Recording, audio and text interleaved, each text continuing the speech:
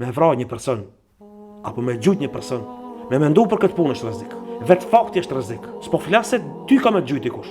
Jo, mendoj punën e Zotit ta. Muhamedi alayhi salatu wasalam na ka mësuar se kush e vret një person do të vritet deri ditën e Kiametit më atë. Apo vazhdimisht ditën e Kiametit do të vritet më atë. Çka ai ka vrarë, nëse me shpatë, nëse me revole, me gjithçka që ka vrarë do të vritet kë vazhdimisht. Një dënim i pandar.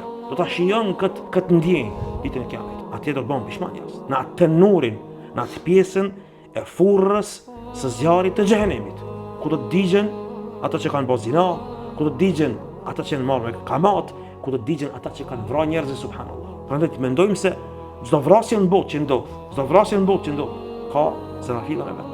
Të largohemi prej shkaqeve.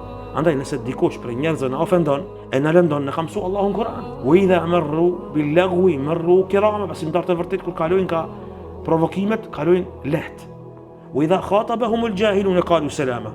Dhe kur ignorantët u flasin dhe i provokojnë ata thonë selama. Besimtari nuk është frikacak, është trim dhe sharja e ndokujt që mundot me ta bë, kur mos mendo se nuk je trim. Jo.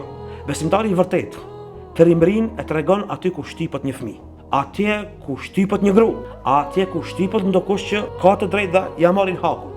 Atje e tregon besimtari i vërtet.